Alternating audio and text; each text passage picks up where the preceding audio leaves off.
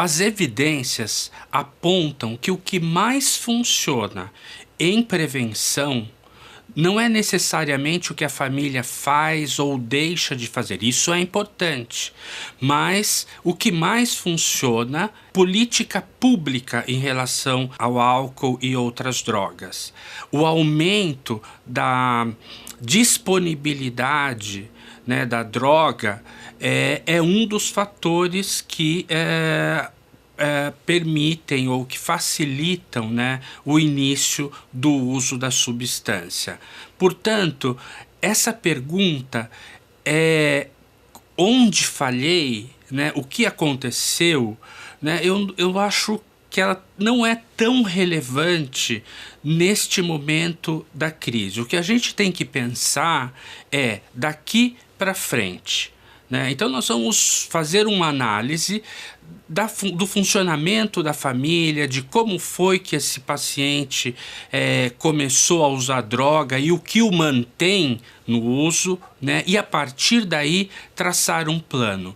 Isso é melhor, funciona mais do que eu ficar me perguntando o que deu errado lá no passado. A outra pergunta que recorrentemente eu recebo no consultório ou nos hospitais e clínicas que eu já trabalhei, trabalho e que vejo que também é recorrente entre as famílias, quando já se instalou uma dependência química ou um uso de substância, né, é se eu devo ou não permitir o uso em casa. Porque o que a família pensa é: bom, ele está usando, ele não quer parar, e se eu não deixar ele usar em casa, ele vai usar na rua e vai correr mais perigo do que usar em casa. Veja bem, é possível compreender essa angústia ou esse conflito da família. Mas a gente tem que lembrar que tudo o que for permissível para o uso de droga não ajuda o dependente químico. Quando você permite que ele use dentro de casa, né, você está tendo uma atitude, como eu já disse, permissiva, né? E isso não ajuda e é um fator de manutenção do uso de droga. Então, resistir a esse ímpeto, né, de proteção, né, e deixar ele usar em casa é uma coisa importante a ser feita. Não é fácil fazer isso, e é por isso que anteriormente eu disse que a família precisa de ajuda para poder justamente tomar decisões que são muito difíceis. As decisões mais difíceis, né, que precisamos tomar em relação ao dependente químico, a família participa ou parte da própria família. Então, voltamos na questão de que é preciso ajuda. A outra pergunta emblemática, nós estamos aqui fazendo as perguntas mais emblemáticas que a gente recebe na clínica. É a seguinte: o meu filho não quer se tratar. Como eu posso fazer para ajudar e não piorar as coisas? O primeiro ponto a ser pensado é que o que não deve ser feito, né? O que não deve ser feito são algumas dicas que eu vou dar aqui. Primeiro, confronto.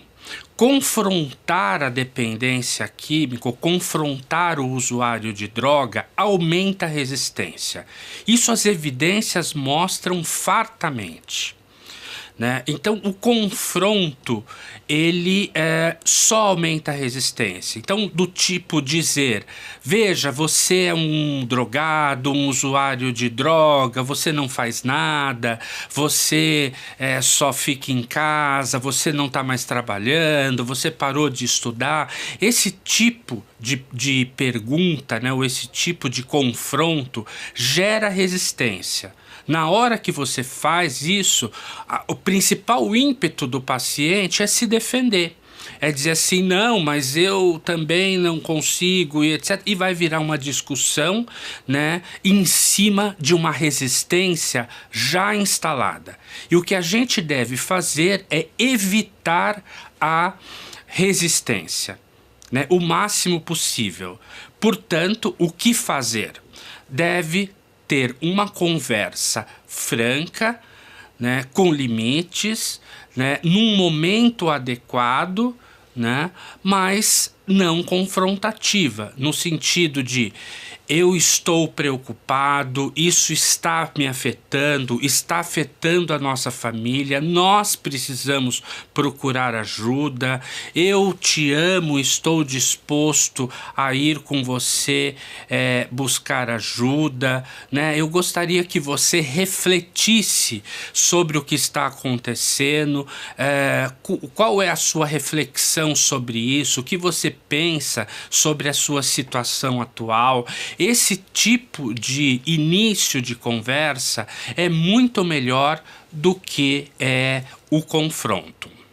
Olha, eu também quero deixar aqui registrado um ponto muito, muito importante. Não basta você fazer reflexões, não confrontar e etc. É preciso não desistir. Né? Eu costumo dizer assim, né, que se não melhorasse ou se eu desistisse a cada falha no tratamento, né, eu deixaria de fazer o que eu faço, né? Então, recuperar é possível. Você precisa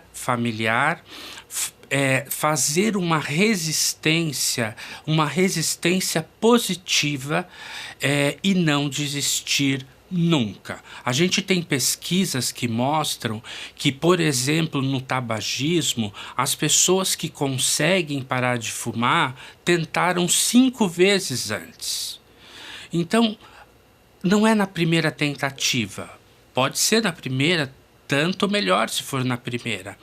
Mas se na primeira tiver alguma falha, nós não vamos desistir. Tem que ter um plano B, um plano C, D, E, e isso você vai obter ajuda com o tratamento. Uma quarta pergunta que eu recebo sempre no consultório, na verdade não é uma pergunta, mas é o que acontece na clínica, é que quando o paciente chega para o tratamento, né, ele já fez diversas tentativas sozinho. As pesquisas mostram que, em geral, né, as famílias e o paciente demoram de 3 a 4 anos para procurar ajuda. Né? Então, uma pergunta que parece óbvia, né, se torna aqui muito importante, que é: eu devo procurar um profissional? Ou quando eu devo procurar um profissional? Veja, parece até um pouco óbvia essa pergunta, né? Porque imagine se eu tenho uma hipertensão ou uma doença cardíaca, ou eu tô com uma febre. Você se pergunta: eu devo procurar um profissional? Não, você procura um profissional. Por que é diferente com as doenças mentais? Porque existe uma série de preconceitos, de vergonha, de medo, de achar que eu comecei isso, eu tenho que resolver sozinho, né? De não expor a família, quer dizer, e todas essas justificativas, né, adiam a procura de tratamento e pioram o prognóstico.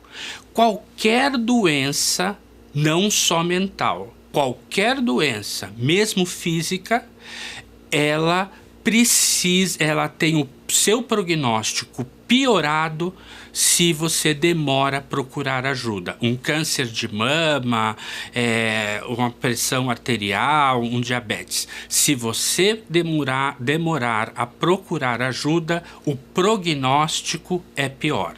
E as coisas podem ficar mais difíceis depois para resolver.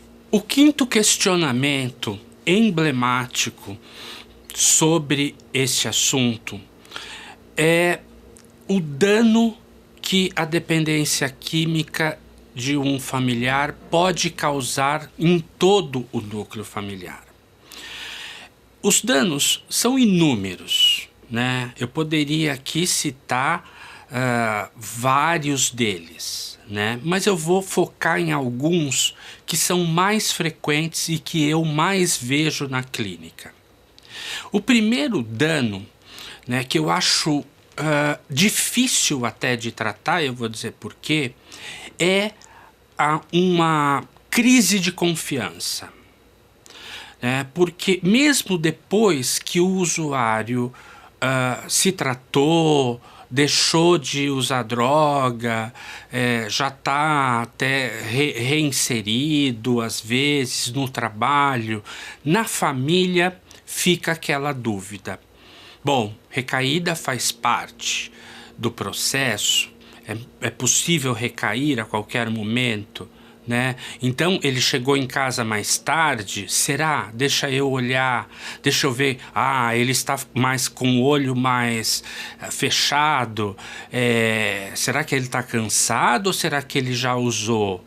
Né? Essa crise de confiança, né, é horrível, não só para quem é desconfiado, para o desconfiado, mas também para quem desconfia, porque tira a paz, né? Às vezes eu recebo familiar que me diz assim, doutor, eu preciso ter paz, né? Ter paz.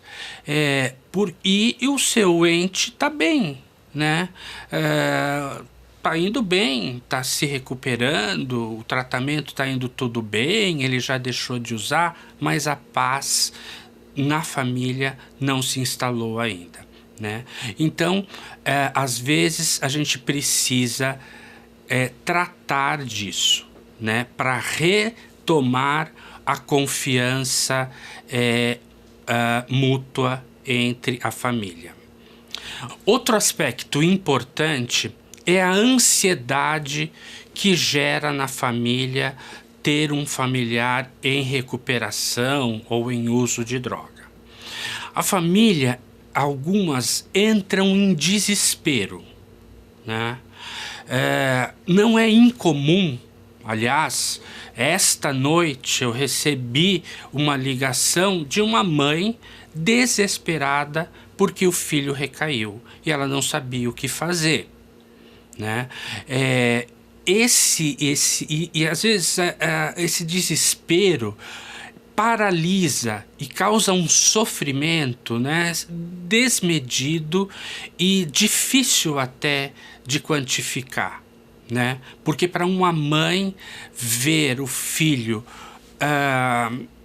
passando mal, intoxicado e de mãos atadas, às vezes impotente, sem saber o que fazer para ajudar, né? Isso gera uma angústia sem tamanho. É importante, portanto, né, que a família conheça sobre a doença, né, para que e tenha um plano de contingência.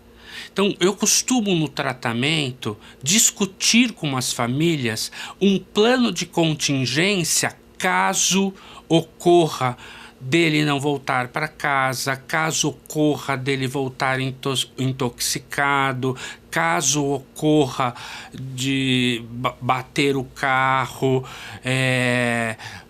caso ocorra a polícia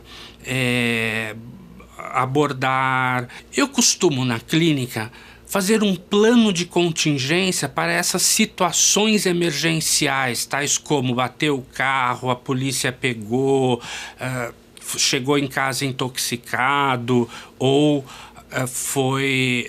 não chegou ao domicílio, por exemplo, né? Para que a família não entre em desespero e saiba o que fazer neste momento. Mas é muito importante que você, familiar, tenha acesso ao tratamento do dependente químico, do paciente que está também em tratamento. Eu não costumo fazer um tratamento desconectado da dependência química ou do paciente que usa a substância, desconectado da família. Né? A família tem o meu telefone, tem o acesso a mim, né? E pode também consultar caso ela tenha muita dúvida ou não saiba o que fazer. O sexto ponto que eu gostaria de comentar aqui é a respeito do tratamento. Quando o paciente está na fase final do tratamento, em geral a família se pergunta: como eu posso ajudá-lo na reinserção social? Bom, para responder essa pergunta, eu vou fazer uma diferença entre tratamento e recuperação. A recuperação é um conjunto de tratamento para fases diferentes do processo, né, que ao final vai levar à reinserção social, né? A gente chama voltar ao trabalho, ter independência, cuidar da sua própria vida e adquirir independência, né? Que é não só financeira, mas uma independência mais ampla. Esse é o nosso desejo e a nossa meta para todo o tratamento. Então, o tratamento, né, ele pode ser diferente para cada fase em que o indivíduo está passando. Às vezes, ele precisa ser internado, né? E ele vai internado, vai para uma comunidade terapêutica, por exemplo, onde ele vai ficar 6 meses lá, 3 meses, né? Ou ele vai para uma internação psiquiátrica, onde ele vai ficar um pouco menos, né? De 30 dias aí, né? E isso é uma fase, né, dele em que ele precisou desse tipo de tratamento, né? Porque há uma confusão muito frequente e que precisa ser desmistificada. Fazer a internação, ficar lá 6 meses ou ficar 30 dias num tratamento psiquiátrico, ou se ele ficar 1 ano ou 2 anos, não importa, né? Isso não é recuperação, né? Ele não vai sair de lá pronto para o mundo com sua independência e etc. Eu costumo dizer assim, né, que no tratamento a gente faz uma curva e nunca um cavalo de pau. Então, se ele está num regime extremamente vigiado, monitorado, ele sair para um sistema absolutamente aberto, sem nenhum monitoramento, como era antes, né, isso é um cavalo de pau, né, que pode gerar aí um capotamento, né? Portanto, a gente precisa ir escolhendo o tratamento na forma de uma curva, para que ele vá saindo de um regime mais protegido, mais monitorado, para um regime um pouco menos monitorado, né, para outro regime onde ele vai ter aí uma autonomia maior no tratamento, como por exemplo a psicoterapia, a terapia familiar, o tratamento médico, enfim, né, até que ele consiga estar independente. Porque eu não conheço quem tenha parado de usar droga sem mudar comportamento. A recuperação do dependente químico implica em mudança de comportamento. E mudança de comportamento demora, né? Não é da noite para o dia. E não é porque eu fiquei internado que eu mudei o meu comportamento, né? As pesquisas mostram que para um comportamento estar mais consolidado e com menos chances de recaída no comportamento antigo é em torno de 2 anos. Isso para todo comportamento, viu? Se eu emagreço e permaneço 2 anos no meu peso, a chance de eu voltar a engordar é mínima. Mas ela sempre é possível, porque comportamento porque depende do comportamento, e comportamento sempre é possível. A chance de engordar é mínima. Por quê? Porque depende de comportamento. A 7ª pergunta emblemática que nós recebemos cotidianamente na clínica é: eu vou ter paz um dia, mesmo que ele pare de usar droga, né? Ele pode recair? Qual é a garantia que eu tenho que ele não vá recair? Como eu posso ter paz, né? Isso é uma pergunta extremamente recorrente. E a resposta a essa pergunta não é simples. Porque, primeiro, recair sempre é possível. Eu digo assim, né, que é um comportamento, né? Então, vamos voltar àquele exemplo que eu dei do emagrecimento. Se eu emagreci, fiquei 2 anos no meu novo peso, a chance ficou mínima de eu recair e voltar a engordar. É uma garantia de que eu não vou engordar? Não. A qualquer momento eu ainda posso ter uma recaída. Mas aqui a gente precisa fazer uma diferença entre o que é possibilidade e o que é probabilidade, né? Então, no começo do tratamento, né, a possibilidade de recair e a probabilidade é mais alta. Se ele já está em tratamento há um bom tempo, há anos, né, recair é possível? Mas qual a chance? Qual a probabilidade disso acontecer?